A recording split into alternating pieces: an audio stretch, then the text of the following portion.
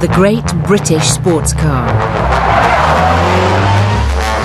A little cheeky. It was about as much fun as you could have in those days with your trousers on. Tantalisingly fast. I remember the first time we went at 100 miles an hour down the A5. But above all, thrilling. Shooting up the M1 in my dad's friend's E-Type, clinging on and seeing the big gauge at 135 miles an hour, thinking, this is the most exciting thing I'm ever going to do in my life, and if I die now, so be it. This is the story of how the mass-produced British sports car democratised speed and glamour. It was a very glamorous era, and they were beautiful cars. How, in a lost decade of 50s hedonism, they perked up a grey country and sparked a manufacturing frenzy. We could not make sports cars fast enough. Our trousers were on fire. A world of Healey 100s, frog-eyed Sprites, Jaguar E-types. This was the golden age of the British sports car.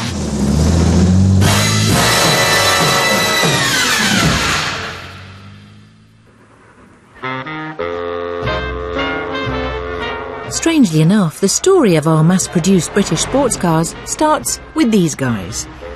Well, not these actual men, but American GIs.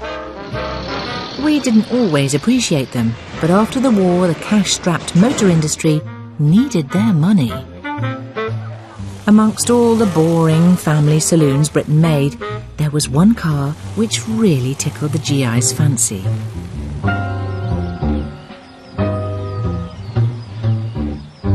What really focused the British attention on the sports car was that American servicemen who'd been stationed over here, they'd been stationed in the US Air Force bases in East Anglia and so on, they had seen these charming little MG sports cars running around, which had been made before the war, and they thought they were fun, and quite a lot of them bought these little MGs and took them back to America. And suddenly, quite unexpectedly, and with no effort at marketing or promotion, the British motor industry found that the British sports car, specifically the little MG Midget, was a potential dollar earner for export. That's right, GIs had spotted MG's two-seater sports car. But MG didn't have any new cars to sell. Like everyone else, they'd spent the last 5 years servicing the war effort, making parts for aircraft and overhauling tanks. Anything except building sports cars. They quickly scrambled into action. Hoping no one would really mind in the circumstances, they dusted off the pre-war design that the Americans loved, added a tweak here and there, and the car was ready. It was called the MGT Midget. Oh, bless.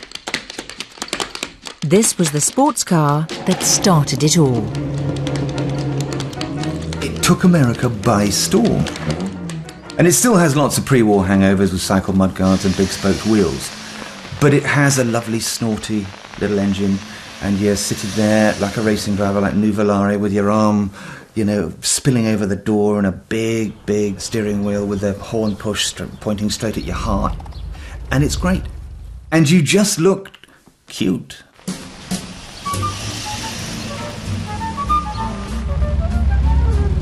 Overnight, the idea of a mass-produced British sports car had been invented. With the odd upgrade and occasional facelift, the MGT series went on to sell nearly 50,000 cars, most of them in America, but there was a home market too. As matters improved and the world got slightly more peaceful, people were able to indulge themselves, and obviously one of the great indulgences is a pointless sports car that's got 2 seats and a great big engine and is only good for one thing, and that's a hell of a lot of bloody fun. The dream didn't come cheap for the Brits. In 1947, the average salary was £416. A new MGT cost £527, which, in case you're wondering, is about £17,000 in today's money. But unlike a custom-built Ferrari, these British sports cars were within reach of affluent professionals. Perhaps a suave doctor or a rakish bank manager.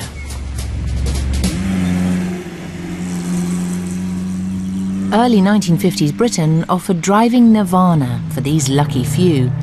With a tenth the number of vehicles around, it was easy to put your foot down through the twisty roads. They were just slightly rakish, perhaps, I don't know. But of course, you drive around with the hood down. This car was quite interesting because you got the optional extra aero screens fitted behind the main windscreen, so you could lower the windscreen and you'd got the aero screens, like the racing cars.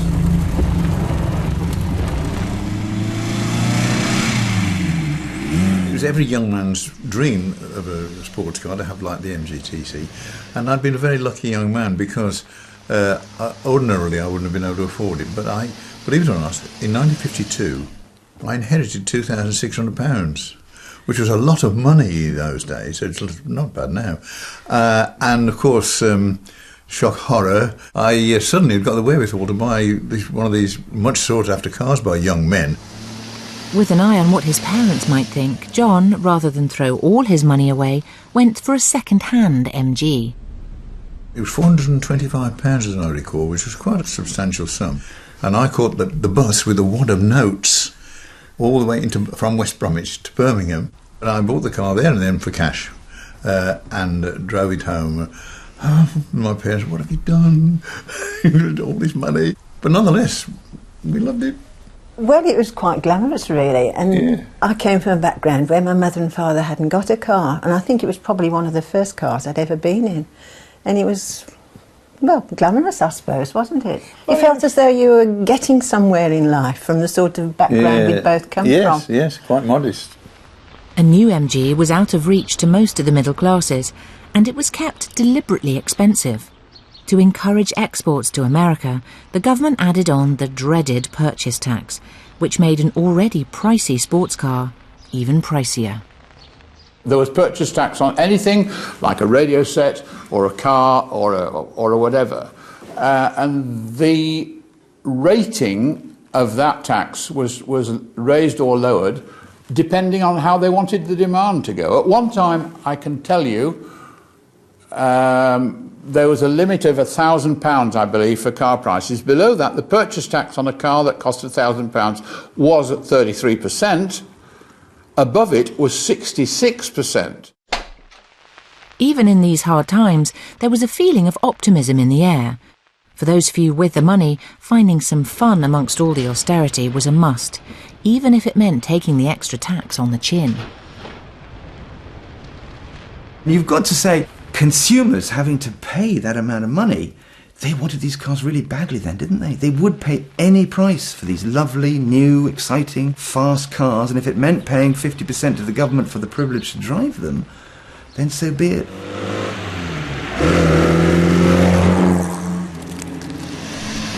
But hold on. The MGT was about to get blown out of the water as another famous brand muscled in on the act. In 1948, Jaguar unveiled their XK120 to a swooning audience and instantly made the MG look a bit prehistoric. Clark Gable is pictured getting out of one, and suddenly the world just stands back and sighs with admiration. It was the poster boy of the mass-produced sports car. Our rich cousins over the pond could just afford one, but in post-war Britain there was fat chance. The XK120 cost £1,263, weighing in at an eye-watering £36,000 in contemporary money. It had 120 miles an hour top speed and film star looks, but was more than twice the cost of an MGT. Even our rakish bank manager would balk at that. Whoever could combine the beauty of the XK120 with the driving thrill of the MG at a lower price would take the British sports car into the modern age.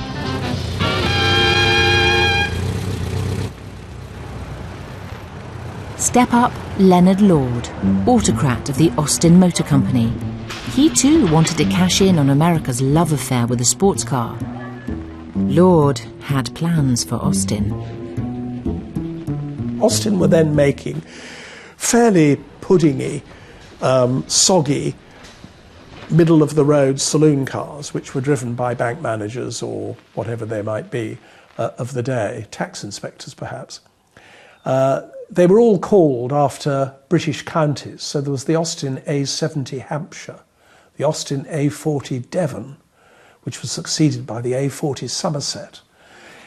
And they had all this running gear, which was basically the sort of things that you put under a soggy saloon.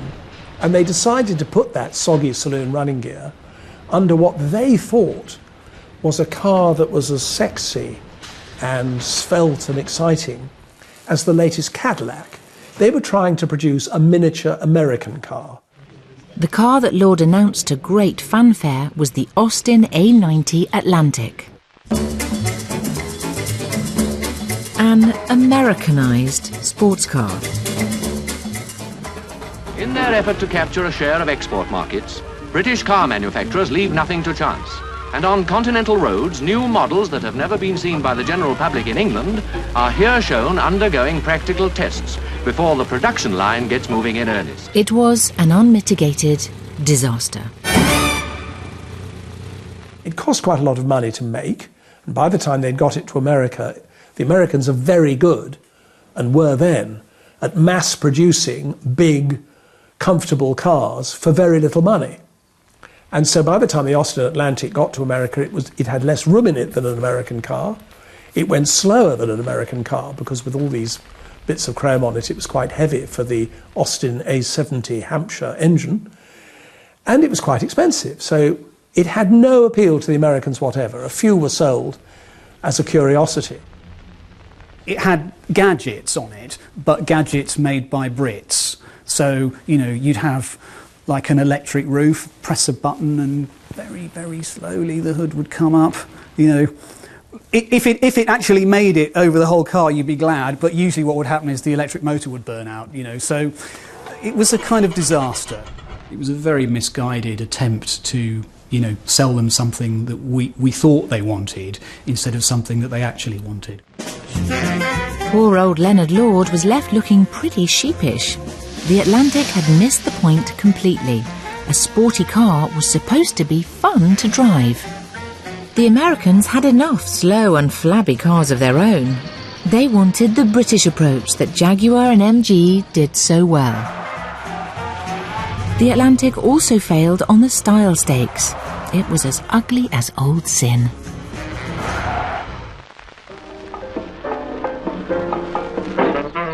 Style now mattered. Even in Britain, the nation's attention had been focused on modern design at exhibitions such as Britain Can Make It and the Festival of Britain. The space-age styling of the 50s was a celebration of progress. It looked to the future. The public wanted their sports cars to do the same. Only a car that offered futuristic looks, 100 miles an hour performance, and the promise of pleasure would do.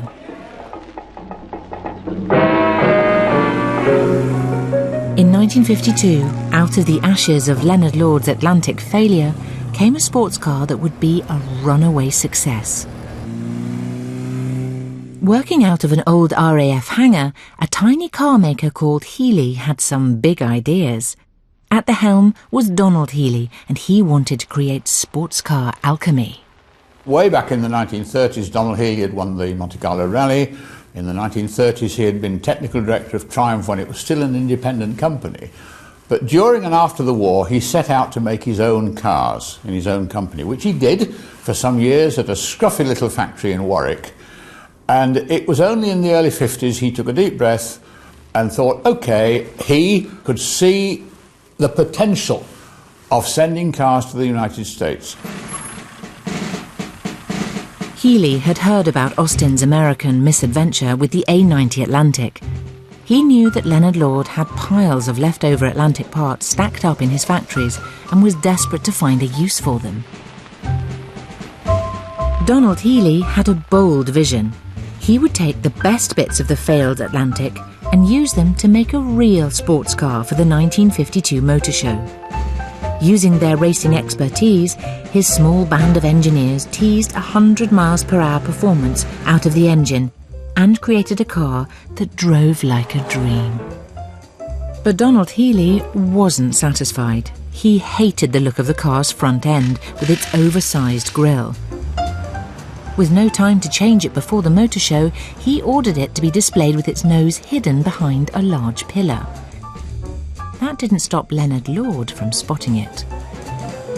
Leonard Lord went to the opening day of the motor show, peered behind the pillar, saw the Healey 100 using his engine, thought it was brilliant, and said to Donald Healey, "I will make this car for you." In an amazing turn of fortune, Lord agreed on the spot to mass-produce Healey's car. In return, it would be renamed the Austin Healey 100. Hello. This was the sports car that set the standard for a new generation. Wonderful, it's marvelous, you should care for me.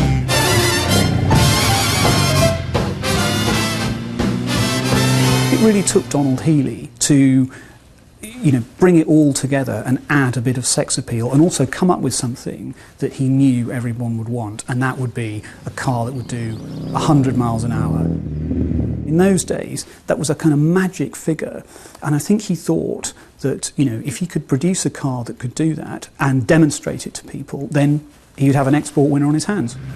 It looked beautiful, it did 110 miles an hour, the Americans loved it, it immediately started to sell. Contrary to Donald Healey's fears, the 100 styling was the very thing that people fell in love with. What really matters to the ordinary man in the street lusting after a new toy is what it looks like. If you actually look at the construction of the Healey, it wasn't that different from the later types of MG Midget, the TD and the TF, which were then being made. But of course it looked like a modern car. It had a full-width, all-enveloping body, whereas the MG Midget still had separate mudguards. Even for a die-hard MG fan, it was too much to resist. There's not a straight line on it. It's curved in every dimension, from above, from the side, from the back, the front. Even the windscreen is a one-piece curved screen, which was unheard of. It just looked so... not necessarily... I don't know how to explain it. It just looked so... You used to say it's like a beautiful woman. It is. It is. You can stroke her curves. There was only one thing John could do to satisfy his longing. Head straight off to the dealer. This is the dream car, really. This is the what. It looked so nice. It was new and smooth, I, because the catalogue list price was 1,063, 12 shillings and sixpence. that was the catalogue price. They could see that I was, this car I wanted. They struck a deal with me, and I've got the receipt for it. Still got the receipt.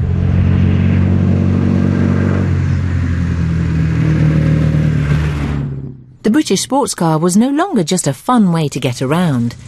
The Healey projected just the right image for the aspirational middle class.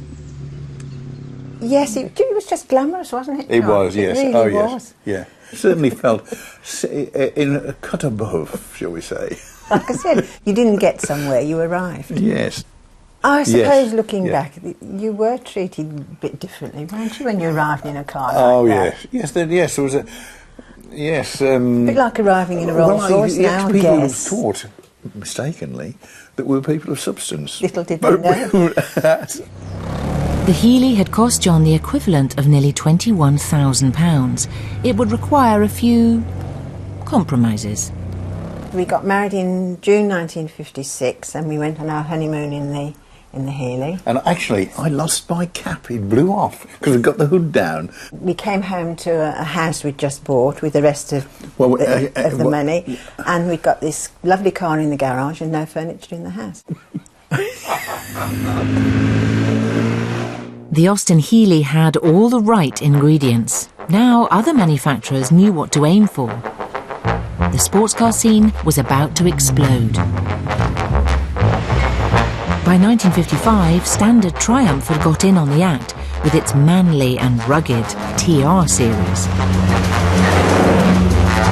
A cheeky-looking 100 miles an hour car that cost less than the Healey.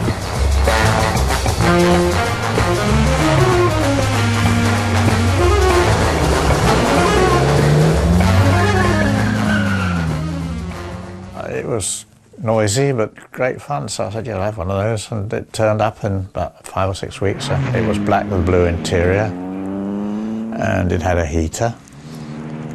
In fact, when building a TR2, the first thing they put was a heater, and then built everything else around it. So if you needed to repair the heater at all, you had to take the car apart, more or less. It was ridiculous. But it was a 100-mile-an-hour car, and there was no speed limits then, apart from the 30 mile an hour in towns. And so you could bat along at whatever speed you like. MG also rejoined the sports car world with the MGA, their first new car since the war. With sweet modern looks, it was one of Elvis's favourites. That's to say, quite girly. The golden age of the British sports car had arrived. By the mid-50s, let's say sort of 1955, where the MGA was launched, that you then had 3 quite accomplished and exciting and desirable British sports cars in the mid-range. You'd start with the MG, which was suddenly a very good-looking car. You'd have the TR above it, then you'd have the Healey 104 above that. So there was, suddenly there was quite a good choice. And they're all really good-looking vehicles. They've all got this ability to lean your arm out. Very important that, when you do your flat cap, that you've got your arm dangling out of the side of the car. The leather patch of your blazer visible. Very important indeed. And they all facilitated that.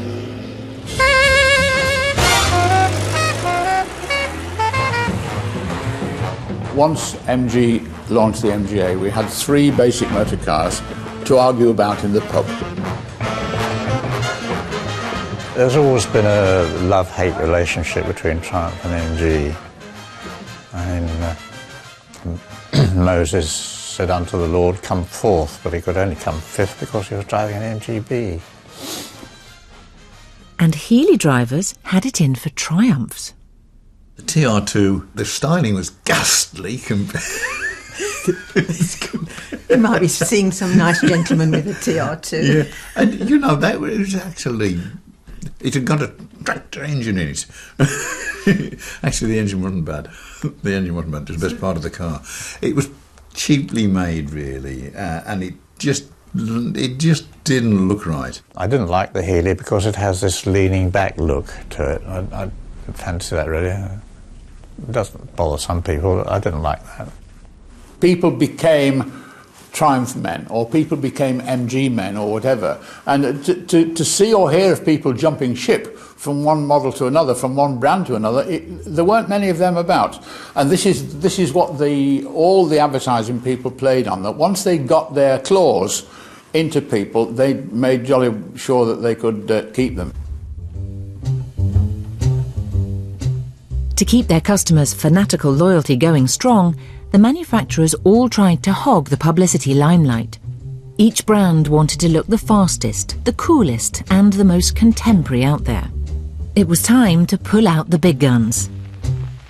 And what better way to show your thrusting modernity than by becoming a record breaker?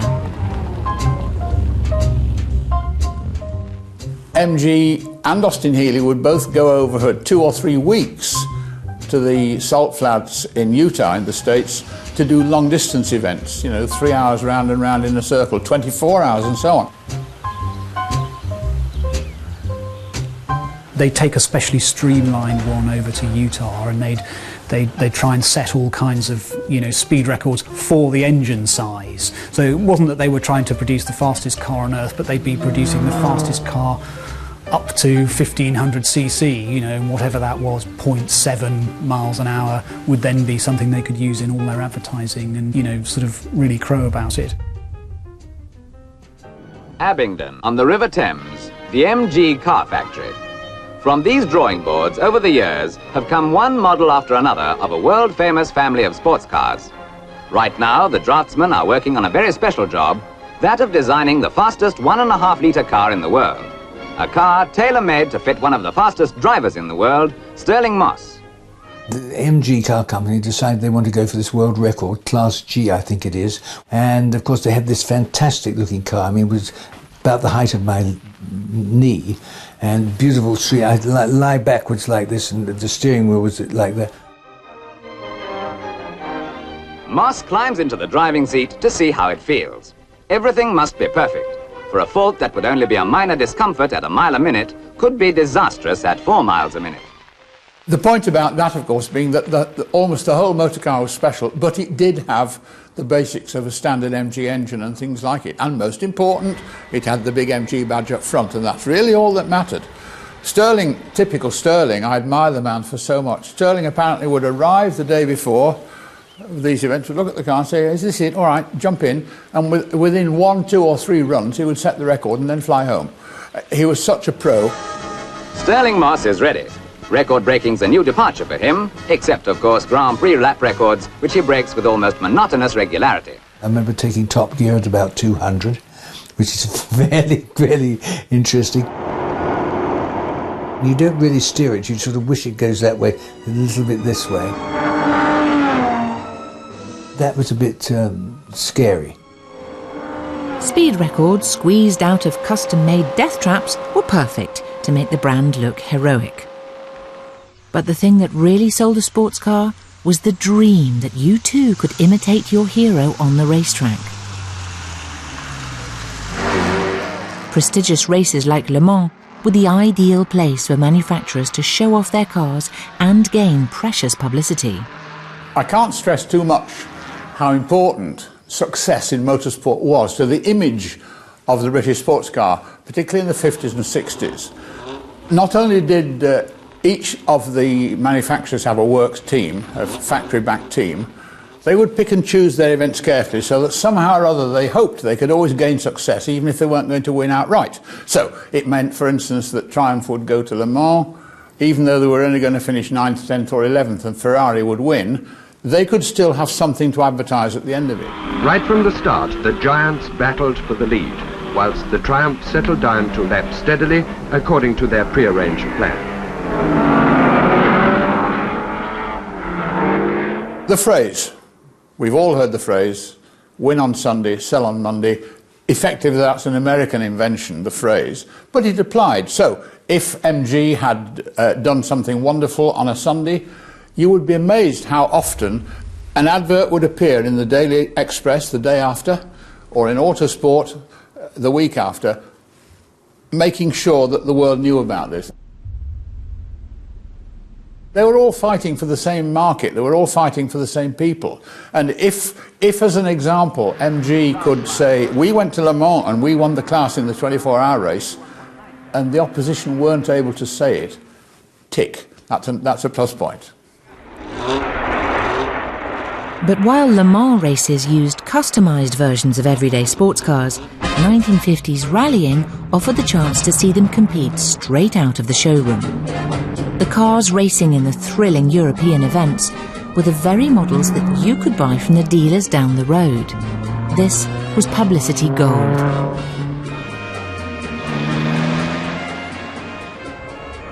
Still leading the way and unpenalised with their TR3. We were running, in those days, standard cars.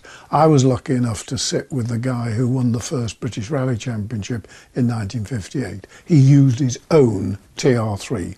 On one event, before one event, he got some problems with it. We borrowed a sales demonstrator from the Triumph dealer in Stoke-on-Trent. The only tuning he did, he checked the tyre pressures. I put a bit of cardboard on the dashboard so that my map light wouldn't reflect in the screen. That was the only work we did. And on the Monday morning, I took it back to the dealers. It went into the sales street. If the wins weren't coming in, the the manufacturers had another trick up their sleeves. By the way, the age of chivalry is not dead. The ladies must not receive male assistance from their teammates. Yes, women came to the rescue. All women teams raced the same events as the men, but battled for the ladies' prize, the award for the highest placed women. Having far less competition meant a much better chance of bringing in some silverware. They could pop their little win in the papers and get some kudos for the manufacturer. At the Earl's Court Motor Show less than 4 months later, the hardtop MG, as used on the Alpine Rally, made its first public appearance on the stand. Having proved its worth in the rigorous test of international competition of the highest order, the car becomes available to the discerning motorist. Graceful of line, small and pretty, and at the same Oh, for goodness sake.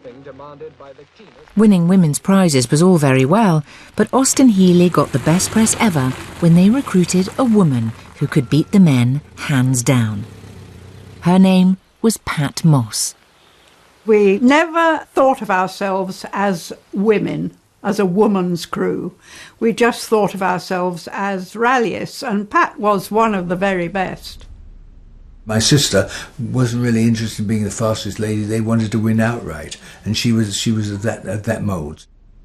Pat Moss owned her own Triumph TR2, a car she nicknamed Fruity after the sound of the exhaust. But she needed sponsorship to compete in rallying. She approached Triumphs to say, I would like to do this major rally, could you support me? And they offered to lend her a car but no money, and she said, well, I've got the car, it's the money, I haven't got the budget. So Triumph lost Pat Moss. In the PR game, Triumph had royally dropped the ball. They'd lost the Moss name, a female driver and a winner. Pat would prove to be publicity dynamite. I think they thought she was just another lady driver, and she turned out to be a lot better than that. Paired up with a new generation of Austin Healey, they were about to take the rally world by storm. When we first started with the Healey, I think it was a tulip rally, and they were real pigs to drive. With the press watching, they entered the hardest rally in the world, the Liège-Rome-Liège. Not for them, the ladies' prize, they were going all out to win the whole event. It was a tall order, given the demands of the race. 4 days, 4 nights, 1 hour break, not per day, 1 hour for the 4 days. Dust, carts without any lights on in the old Yugoslavia. But you see, I'm getting excited talking about it now. It was absurd, but marvellous. Forget about speed records and Ponce-French races. If anything could sell the raw thrill of the sports car, this rugged rally was it. And there was a woman at the wheel. We came out of Yugoslavia covered in dust and dirt, and washed at a fountain in the first place in Italy that we came to. And then we had to get on with it. On the long, long drive back to Liège, she was so tired, and she saw the telegraph poles she thought were men walking across the road. And I saw flaming cars in front of us and told her to dodge them, and we were desperate, but we made it. Pat and Anne didn't just make it, they'd beaten all the best men in the world. Never mind, chaps. There are a lot of people, and I'm one of them, who feel that Pat's win on the Liège and Austin Healey 3000 with Anne was one of the greatest motorsport events, certainly one of the greatest wins of all time. If anything was going to sell sports cars, this was it. The atmosphere around a win was electric, and for Pat and Anne, victories meant glamming it up for the cameras. Almost as much fun as winning the race. Especially with the Healeys, it was a very glamorous era. We were very proud to be part of it, and they were beautiful cars. There was always a team of 3 or 4 of them in the rallies, and we always, at the end of a rally, they always expected the girls to dress up and have our hair done and be as glamorous as we could. And there were lots of photos taken with these beautiful cars, and it was great fun. It was a glamorous time. Monte Carlo is a glamorous place. Part of the appeal of all the motorsport publicity was Europe. The continent represented glamour and the era's idea of the exotic. And by the end of the decade, thanks to rising disposable income, it was within reach of the middle classes. Those who could afford a sports car could now afford to emulate their icons and go for a jaunt through Europe. I remember the first time when we first used to go on the continent in the car. We used to drive down the A5 and round Marble Arch. I wouldn't dream of doing that now. It was a lot of fun. It was, yes. The continental wind blowing in your hair. It was really good.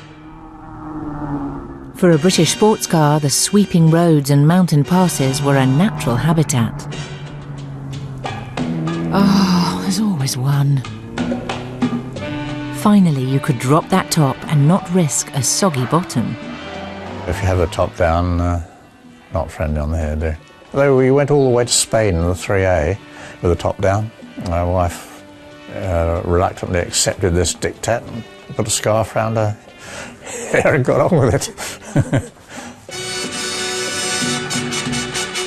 The British sports car was becoming the height of cool. From Monte Carlo to the streets of Rome, everyone wanted to be seen in one. And they were becoming the must-have accessory in the chicest films. When Fellini released La Dolce Vita, it wasn't an Italian car being driven by the lead character, but a Triumph TR3A. A British car in an Italian film, for goodness sake. Think how awfully unhappy Fiat must have been about that. It was so nice to see that British sports cars appeared in films all around the world. To Catch a Thief. We've all seen the film To Catch a Thief. What was in the film? A Sunbeam Alpine. I mean, we all remember Grace Kelly, but it was a Sunbeam Alpine. Now, that car, the film was set in the south of France. Surely it could have been a French car, but it was a British car. Nice. By the late 50s, sports cars were still a hefty expense. In 1957, the average house price was £2,000. The cheapest of the big brand sports cars was an MGA, and that cost £840. But people on a tighter budget also wanted in on some louche driving action. For them, joining the gang meant buying a second-hand car. Or, for the more adventurous, donning a workman's overall and building your own. You could buy a chassis and you could put a fiberglass body on it and a Ford 100E engine. If you couldn't afford the £400-500 for a second-hand sports car or £800 for a new one, you built your own. That's how much people wanted sports cars then. They were terrible, really. And the results were terrible. And if anyone saw you driving the result, they probably thought you were terrible. But what they tapped into was the fact that there wasn't really a very small, very economical sports car that you could buy that wasn't one of these plastic horrors. Yet in 1958, a new budget choice would emerge, and suddenly anyone who could afford a car could also afford a sports car. Leonard Lord and Donald Healey had been busy. Their aim was to create a new model that came in at a similar price to an ordinary saloon. But creating the sports car dream at a cut price called for some blue sky thinking. He came up with all kinds of wild ideas. One of his ideas was that the back end and the front end would be identical and only the middle bit would be different. So you could just make one section, shove it on the front or shove it on the back. Didn't really work in practice.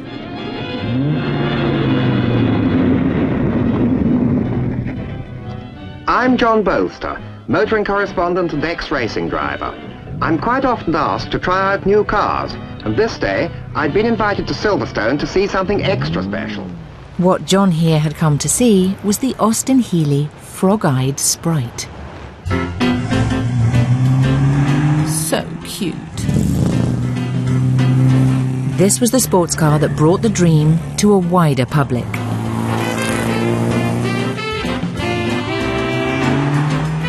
The The Sprite got its nickname frog-eyed from those front headlights, which made it look somewhat amphibian.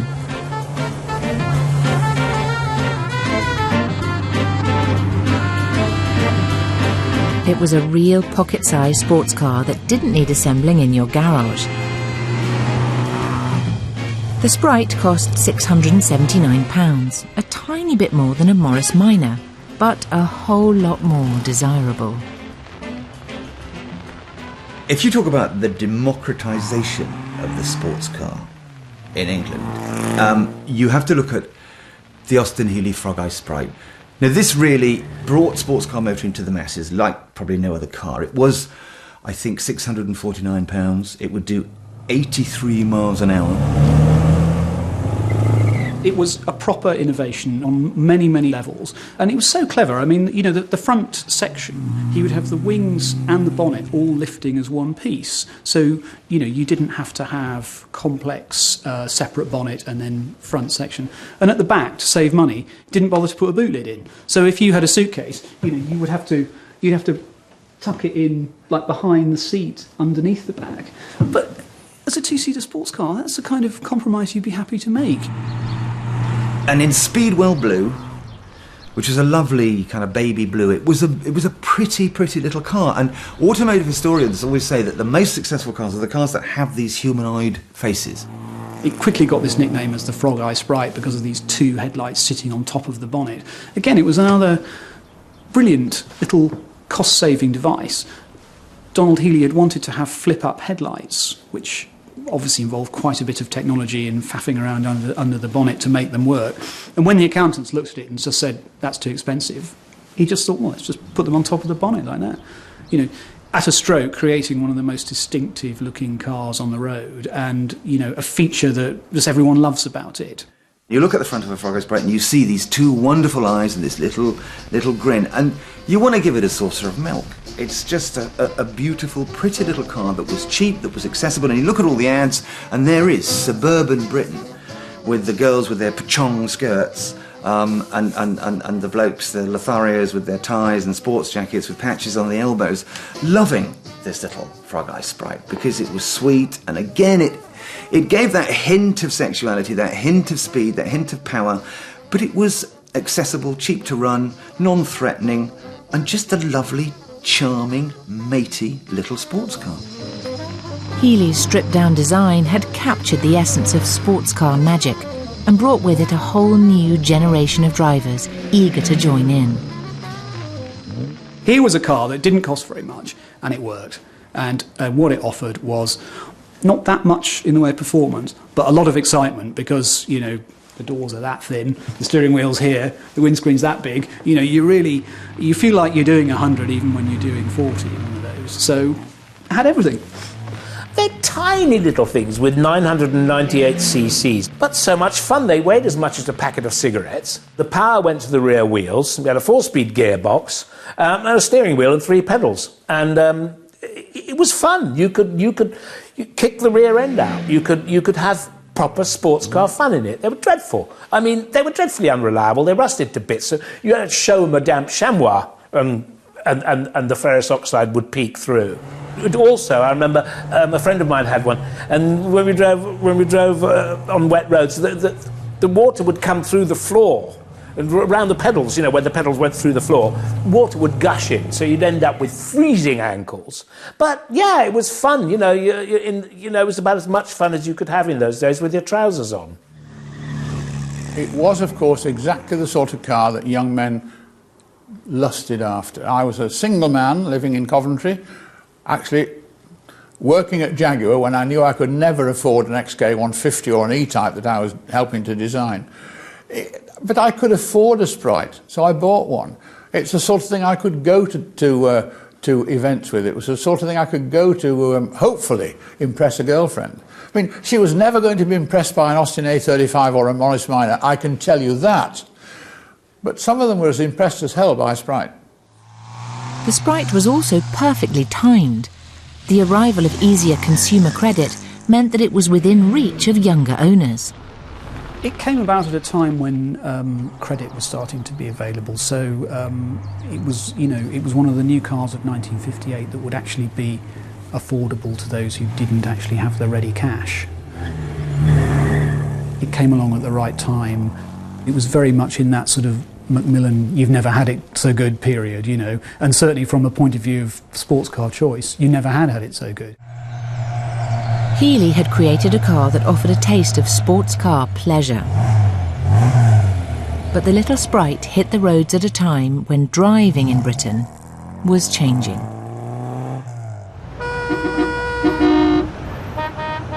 The freedom of the open roads was disappearing. The country was doing well, and car ownership had gone up by a staggering 250%. Exasperating, isn't it? But it's really no joke, this business of traffic jams. As the roads filled up, the sports car paradise of the early 50s started to fade away. The government unveiled a new project to tackle the traffic problem. It is in keeping with the bold, exciting and scientific age in which we live. In 1959, the ribbon was cut on the first motorway. Jaguar test driver Norman Dewis took a keen interest in this new sports car playground. I went down there when they officially opened it. I think it was Lennox Boyd, who cut the tape and opened it. And of course, we all went straight off down. And the strange thing was, halfway down, the police stopped everybody because a woman coming in from London had come up the wrong side and started to come up the wrong way on the motorway. The M1 is a kind of Wild West motoring environment. You've got this road with no speed restrictions, with no barrier down the middle, just a strip of grass. You've got people pulling over to have picnics. You've got people doing U-turns. It doesn't bear thinking about. And then you've got somebody in Austin Healey, down at sort of the North Circular, thinking, right, let's see what it can do.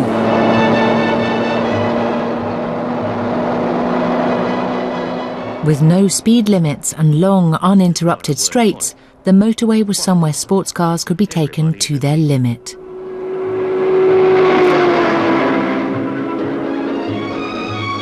Aldous Huxley said speed is the only truly modern sensation. In other words, it's the one we as human beings have manufactured. The rest of it is from nature. And 1950, you've got this general reaching out for technology, haven't you? We want to go into space, we've got jet transport, planes, and there is a need for speed. So constantly there's this kind of arms race going on. The motorway made it easy to reach top speed, and 100 miles an hour no longer seemed quite so special. To blow your socks off, a sports car needed to go much faster. A new age of speed called for a sports car to match, and Jaguar had just the thing in mind. They would make a car that went faster than everyone else's.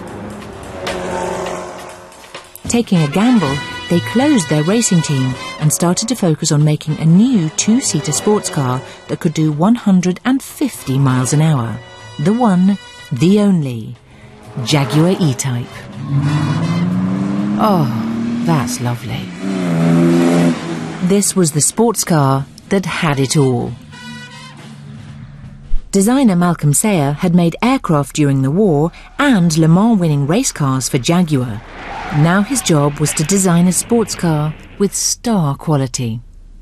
Malcolm Sayer, the aerodynamics great man, one of the best designers on body shapes, he came up with the idea, and it was basically the principle of a single-seater fighter.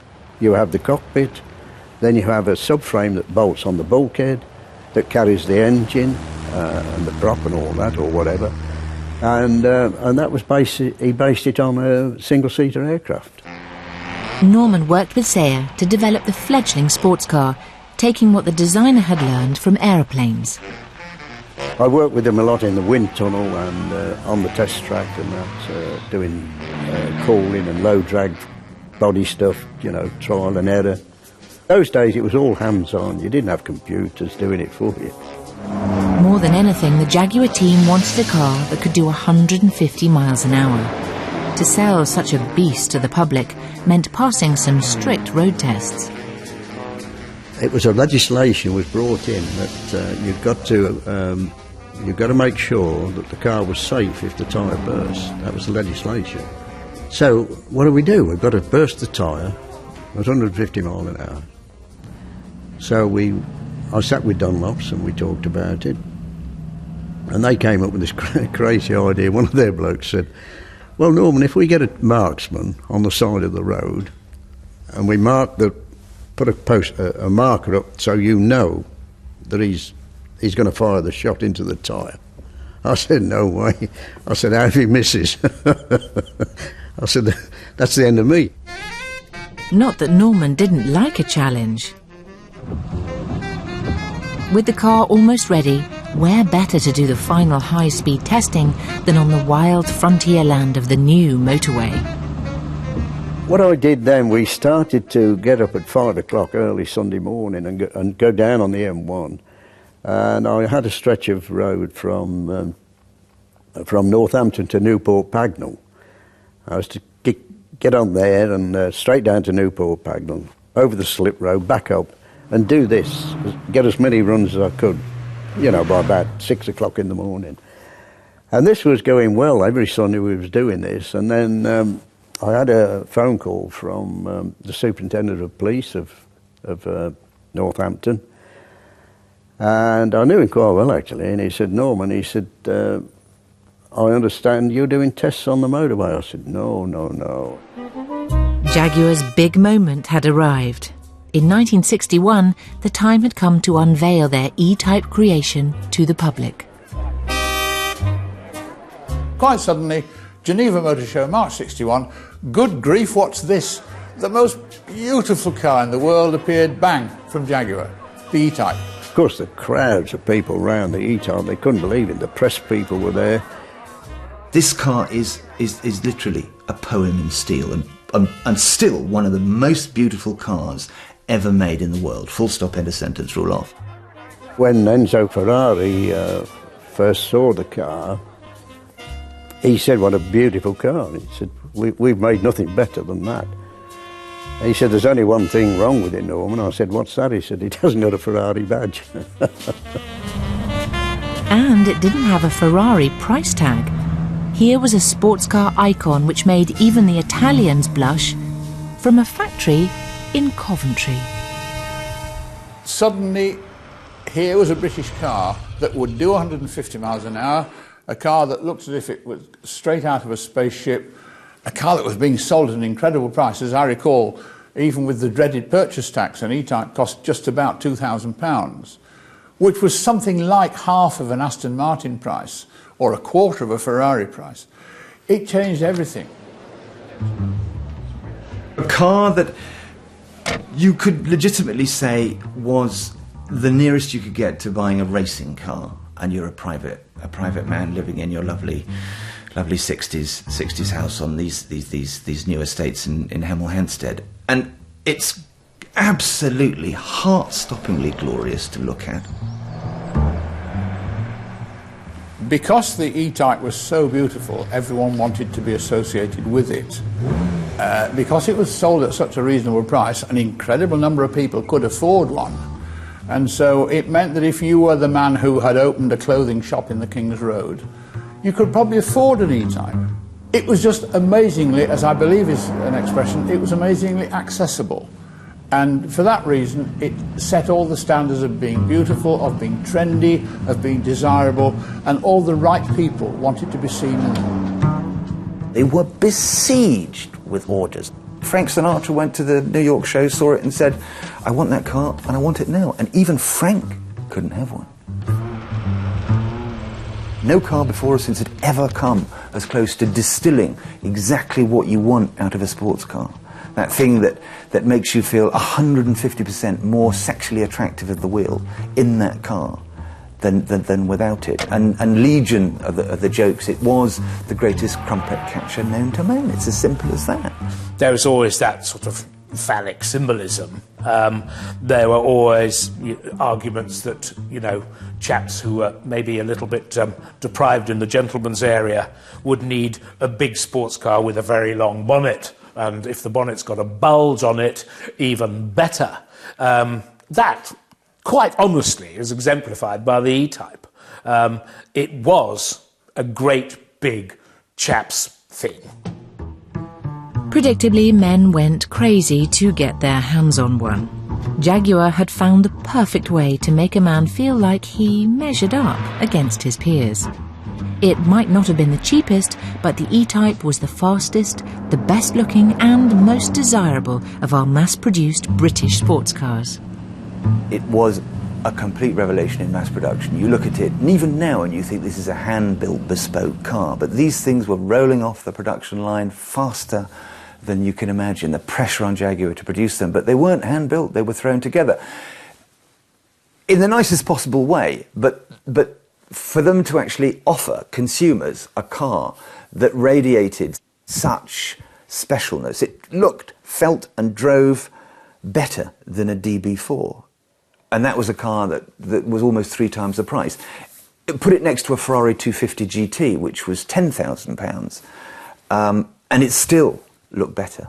This really was a complete production line revelation that they could do it. And everybody would say, how did they do it for the money? And they did it because they cut corners and they didn't do the rust proofing, and there were bits and bobs which were less than brilliant. But in terms of that vision of let's make a sports car that makes you literally wet your trousers for 2,000 quid, that was the impulse which made them so successful. When you consider we sold it for just over £2,000, that included tax, I think we undersold it, really. I think we should have charged a bit more for it. With the E-Type leading the way, British sports cars were on top of the world. Britain had redefined the stylish, fun and affordable open-topped two-seater. We could not make sports cars fast enough. Our trousers were on fire. These cars were coming out of Midlands factories, literally hundreds and hundreds at a time, on Bedford transporters being shipped down to the docks, over to America. The Triumph TR4A lets you know what a real sports car is all about. Triumph Spitfires battled with MG Sprites and Midgets for entry-level wallets. TR4s and Healey 3000s sat parked on the drives of those that weren't short of a few bob. And if the E-Type was just out of reach, there was always the MGB, the biggest selling sports car of them all. Speed and glamour had been democratised. You were defined as a member of this lovely new suburban successful society if you had a nice sports car, and if your wife had a pretty MG Midget or an MGB or an Alpine. You had all these social forces, the clear roads, the greater disposable income, the need for change, the optimism of the 50s and 60s. This was the era of the sports car.